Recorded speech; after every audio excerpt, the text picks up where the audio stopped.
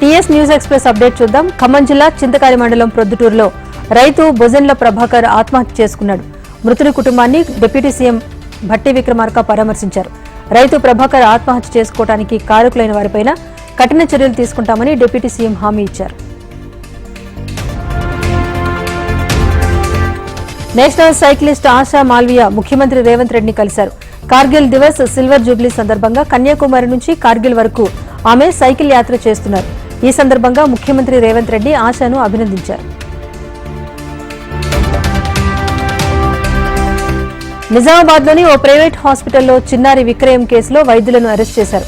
2 నెలల క్రితం ఒక యువతి పెళ్లి చేసుకుంది. అయితే పెళ్లికి ముందే సదరు యువతి గర్భవతి కావడంతో భర్తకు తెలియకుండా అబార్షన్ కోసం సమన్విత ప్రైవేట్ హాస్పిటల్కు ఆశ్రయించింది. ఈ విషయాన్ని ఆమె కుటుంబ సభ్యులకు చెప్పకుండా యువతితో బేరానికి దిగారు వైద్యులు.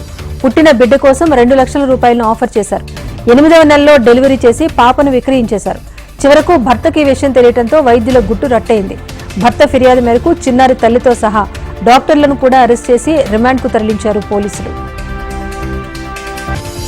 భద్రాచలం వద్ద గోదావరిలో హైదరాబాద్కు చెందిన వ్యక్తి గల్లంతయ్యాడు. సీతారాముల దర్శనం కోసం వెళ్లి గోదావరిలో స్నానం చేస్తూ ఉండగా హరీష్ అనే యువకుడు గల్లంతయ్యాడు. స్థానికులు అందించిన సమాచారం మేరకు పోలీసులు గాలింపు చర్యలు చేపట్టారు.